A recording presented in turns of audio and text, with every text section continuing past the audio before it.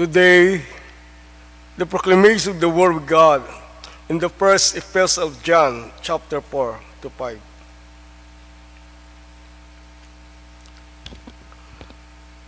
We love Him because the first love us. If someone says, I love God, and hates his brother, he is a liar. For he who does not love his brother, whom he has seen, how can he love God, whom he has not seen? And this commandment we have from him, that he who loves God must love his brother also. Whosoever believes that Jesus is the Christ is born of God, and everyone who loves him, who begot, who loves him, who is begotten of him. By this we know that we love the children of God, when we love God and keep his commandment. For this is the love of God, and we keep his commandments, and his commandments are not burdensome. For whatever is born of God overcomes the world, and this is the victory that overcomes the world, our faith. The word of the Lord. Please stand for our responsorial psalm in Psalm 72. Our response is, Lord, in every nation on earth will adore you. Altogether, Lord, in every nation on earth will adore you. Give the kings your judgment, O God, and your righteousness the king's son. He will judge your people with righteousness and your poor with justice. Response.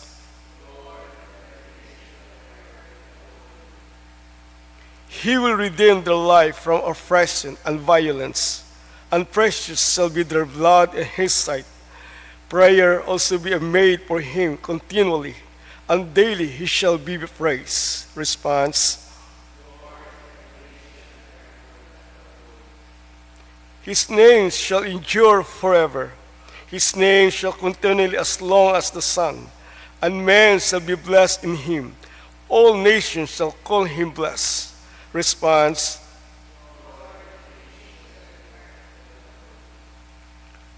Glory be to the Father, and to the Son, and to the Holy Spirit.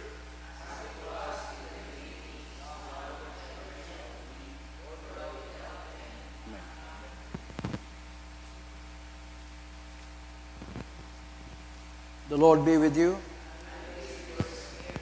The Holy Gospel of our Lord Jesus Christ according to St. Luke. Glory to you, Lord Jesus Christ. And it happened, when he was in a certain city, that behold, a man who was full of leprosy saw Jesus, and he fell on his face and implored him, saying, Lord, if you are willing, you can make me clean. Then he put on his hand and touched him, saying, I am willing, be cleansed. Immediately, the leprosy left him. And he charged him to tell no one, but go and show yourself to the priest and make an offering for your cleansing as a testimony to them, just as Moses commanded. However, the report went around concerning him all the more, and great multitudes came together to hear and to be healed by him of their infirmities. So he himself often withdrew into the wilderness and prayed. The Gospel of the Lord. You may be seated. Today is Friday after the first Sunday of Ordinary Time, and the passages of our Gospel reading this morning would talk about healing, kamagayran.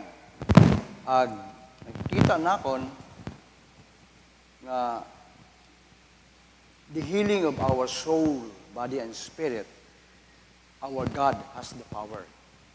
Believe Him and cooperate according to His terms.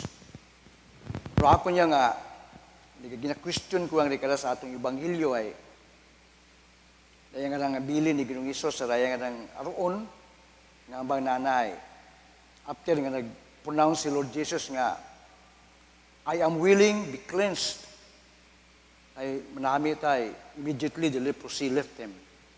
So, ginsugo imo ni Ginoong Hesus nga, tell no one, but go and show yourself to the priest and make an offering for your cleansing as a testimony to them, just as Moses commanded. Galing ay, bisan gibilinan imo ni Ginoong Hesus nga, ayaw pagsugiran sa iba, pero dito ka sa simbahan, i-report mo sa pari, obrahon mo rong proseso at pagpasagamat. Ay, kala masyado akong nagakuan di karay, gibilinan yun imo ni Ginoong Hesus ay, wag mo siguro magpundo. I don't know. It's an attitude. Pas man katon, sino gid katon daw ka agit masakit. All of us have went through infirmities, illnesses, sicknesses. Kung galing rin masadya ay, kanya-kanya kita diyang response sa Ginoo. You know that I have mabana akon nga mabugat, nga masakit akong agyan. When I pray to God, ay ana man akong gingbuong. Until today, ay gina-enjoy ko rin doon nga akong kamagayran. And what is that to us? Kung baga, kung kamagayran nga nang gitao ka Ginoo ay may proseso. Ato nabing Ginoo ay what imo na ila shortcut. Di mo magsugot it's shortcut nga ron. Gusto na may proseso. So, kita man naton nga one of the process of healing is prayer. Ay nakabutan sa James 5:13 nga sino man may masakit, may dinabati, ay maggapit sa Ginoo. So yun atong naobra. Atong napapanuhan ay kung kamagaran ni Ginoo maging tao katon ay ano atong respond? Ano bilin ni Ginoo? Ako, lahat akong bilin ay magsilbi ka simbahan. Naging pamayad kayo na akon. So until today, I am here. Ay kung wa siguro na ako pagbunga, ay buhay ang nabago ang asawa ron. During the time ay inabot ako at masakit, ay akong Maria Bill is not just in elementary grade. Ay akon nga pangamuyo ka na, Lord, ayaw man na ako pagbua. Ay kaguwi man ang asawa, pag akong mga unga. And then the healing comes. Kahapon, nag-post si Janet, ayan na nga itong manghod nga dating seaman nga namatay, isa ka to sa instrumento ita akong healing. Ay once nga nakabaton ako healing, grace it atong Ginoo, ay na-confirm, ay wa ako magpaani sa among ganas Candelaria, ay di gani ako kahugag, itmayad, ay hinahapo ako. Sakiton taon. So, imaw nag-delivered pagay sa bagay. Pag-abos pagay sa bagay, ay siyempre, iba man ako po, nagtinanan man ako TV. Noong iyon man ang pagay, ay mot makon, butangan niya ko na sa tiray, siya akong galing makong hakoton. Ang bag ko ta, ako ta mahakot. Pero akong gusto mong bago niya, akong mahakot, ay maabot makong si bayaw, ay akong mga bayaw matabi, mga mabukod ang mga magagkot gawas ay mag-abot makon kalay mo lang pahimuson ko. Hay ano tana ay gumulpit ana it sawasaw. Ay kanugod upagay kun di kuig pasugod. 15 or 18 bags of palay. With my pain, ha? Dabatyag patakot masakit although may healing grace ta kakon lo akong Ginoo. Gintinguhaan ko nga butang si daw hagdan ag kamadahon kita imaw nga trabaho sa trabaho kita et pusog nga tawo. And then, gumulpit sakit ang dugan, tagaktak akong hugas, sumaka ako sa among second floor, agad itong magbuhod sa altar, agang ba na akon, Lord, ikaw lang bahala ka akon. And suddenly, na akong hapo ang nag-subside, nagbalik sa normal akong pagginhawa, nabuo akong hugas, and after that, until today, I'm alive. What a grace of God! Hindi ko mo pwedeng pagsilbihan. So, when I relay that matter to Bishop Ricardo, so what would you do? Ako na hindi na ako magbuwag sa Ginoo. Ano gusto mo ba yun? In my early days, barkador ako. No, barkador ako. Ag sa barkada, ay pimit ang gimmick ron everyday. I do not say nga bukod mayad o barkada. It's good. Ay maka-experience ka kandang mga pagpangabuhi man. Bukod niya mayad, ay late in the evening mauli. Pirmi ka nga grugi. You're spending money with them. Ag-abo pataron nga ding waste the time. So pagturo ni Pastor Dek kato kamong mga gaki sa men's fellowship, bawo naka-realize ako, if I had only knew nga akong galing yawas nga na temple of the Holy Spirit ay wa ko ta pag-abusuha. So I repented. Sawali sa pagturo ni Bishop Ricardo, I have learned so much about the things of God. Kaya hambal ko kaina, healing grace at atong Ginoo ay may proseso. Hindi pwede nga gulpi, may proseso kita pirmiron. Ay wa ero atong Ginoo ay wa imo nila shortcut. Ay kung shortcut, maguya ron. Just like making a chair, yung bangko nga kahoy made of wood. Hindi pwedeng unahon mo ra ang sandigan. Dapat unahon mo gid ang 4 ka post agod. Sa paggansang mo ay mapagbondo imaw. It's just like your dream. It's same also with your desire.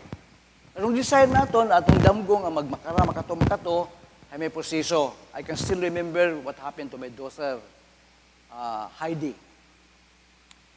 When she graduated from high school, ay siyempre planning ko nga mag-eskwela sa college. Ako, pinangamuyo ako sa Ginoo, gusto't Ginoo ka na ay maging maestra imaw. Pero imaw ay, tayo mana ay undecided ako. No, you must come to God and ask the help of God to decide. So, she went on praying. Pag kabati na siguro sa Ginoo ay natin mo kakontay ay ang ba ni Lord ay maestra. Uso-uso kita pabagi. During that time, ako trabaho, ay hapalin ako. Bukod na hapalin, naghalin ako sa government service because of my case sa previous na akong trabaho.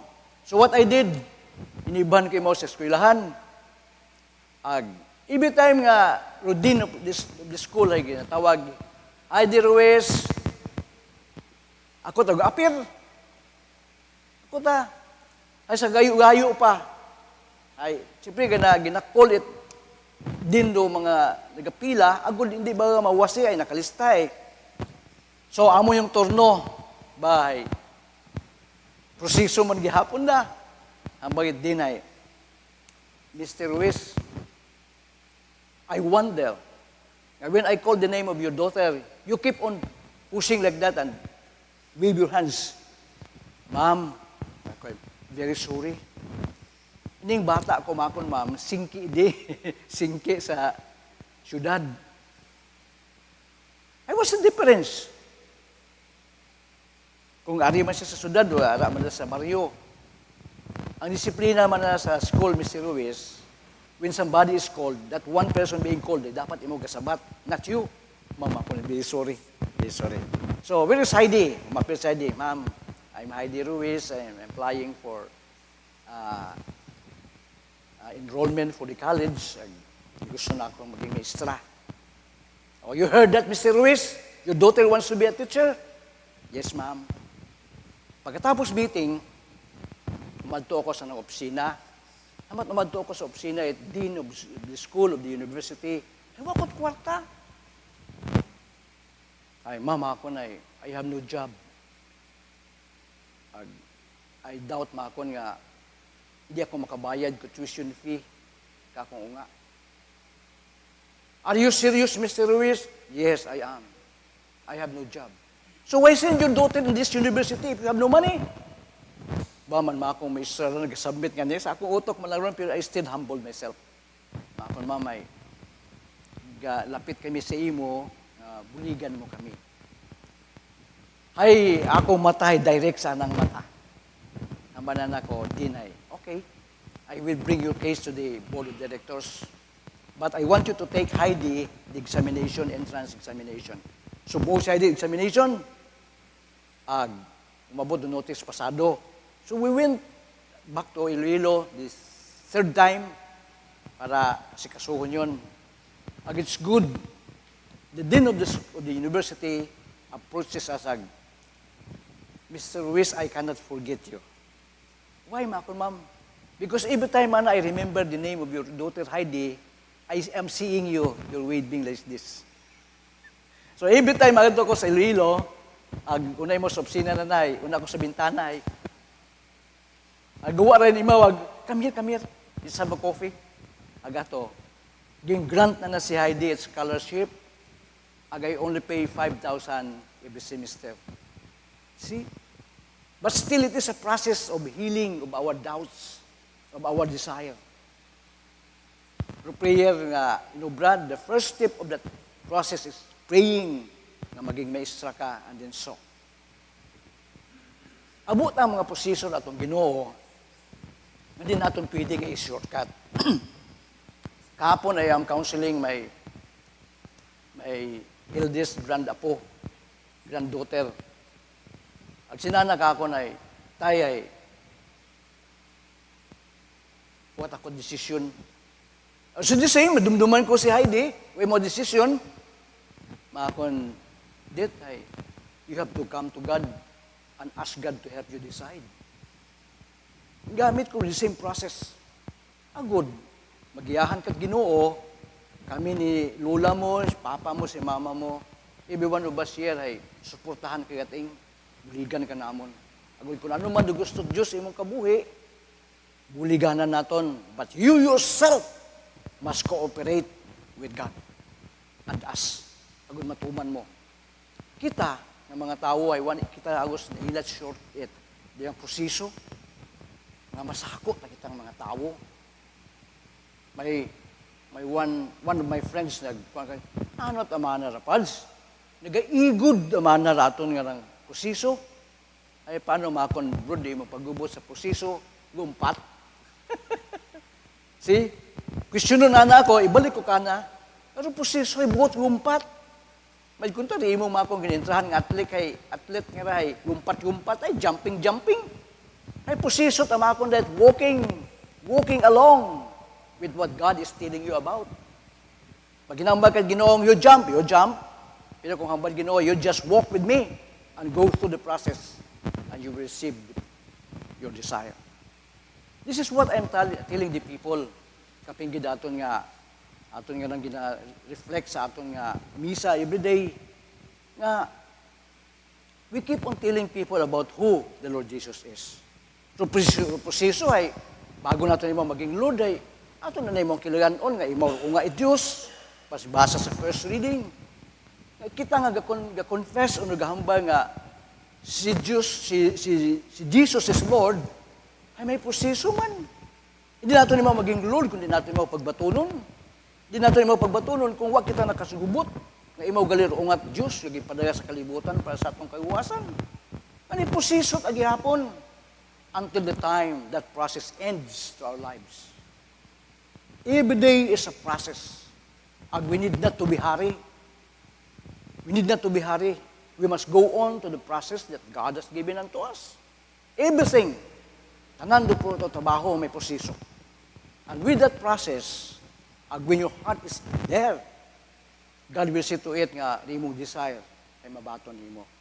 Ani ay aton kay nang hambal nga the healing of our soul, body and spirit, our God has the power. Tama no? God has the ultimate power nga nakitang pamayron. But we must believe Him and cooperate according to His terms. Hindi pwede atong term tabi masako. Ay gusto ta Dios ay proseso. And with that, we became patient. Naging mapasensyahon kita.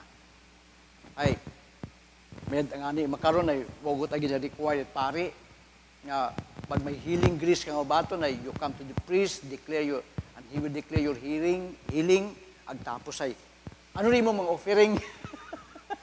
Wagot ang ginahambagad pare makaron unlike ato. Aba ni Lord Jesus ay, you go to your priest and offer what Moses has commanded. What na natin Abraham makaroon doon? But in your heart, you must give thanks to the God that bring you healing. Kato kakon, mabudlay ga tawit, ikapugo, tights, kabudlay, kita kakon. Akon, tamakon, galon nga pinangitaan. This is my effort. This is my strength. This is my... Asin, magalin doon. Kakon naman Ginoo. Now you share what you are gaining. Agod, mas mga mabless ka. And the blessing of God, ay ang balik Ginoo sa Ephesians ay heavenly realm. Ay kumo, ito mo sa langit, ang hindi matakaw. Abaw ni Bishop Rumi Jun. Ito gimbutang sa heavenly places, ang hindi matakaw. Ay kung iya katon doon, kita mismo matakaw karon. Gamiton ta kung unugang at mong paggamit. It's still a process. Pero, ito yung mga gibutang sa heavenly places, agud amat-amat na itong pangayoon sa atong Ginoo. When we ask God's grace, it's still a process.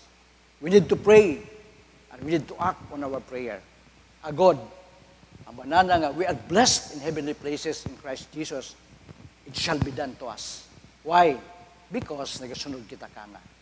It's only in our obedience that we can eat the best of the land. Amen. Please stand.